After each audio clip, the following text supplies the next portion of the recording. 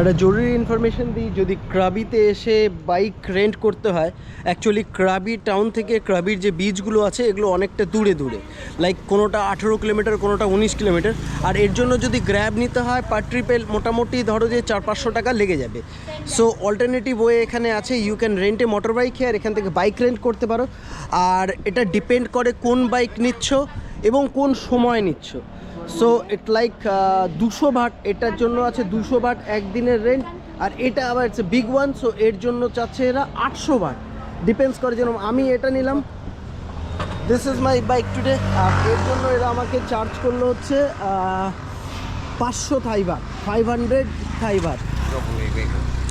আর একটু নেগোশিয়েট করে নিতে পারো এসব জায়গার। আমি নিলাম যে আমি এখানে আছি প্যাকআপ হোস্টেল, ঠিক তার অপোজিটে মোটর বাইক রেন্টের জায়গা আছে, রিলায়েবল দেখলাম আমি এদের থেকে 3-4 দিন থেকে দেখছি অনেক লোক এখান থেকে, many people are renting bike from this store, that's why I come here and I think it's a safe place to rent a bike.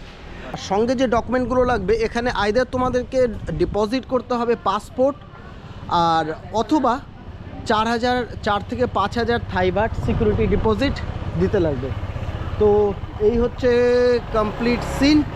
তো যদি কেউ মোটর বাইক রেন্ট করতে চাও, তার কমপ্লিট ইনফরমেশন দিয়ে দিলাম, এইভাবে করতে পারো।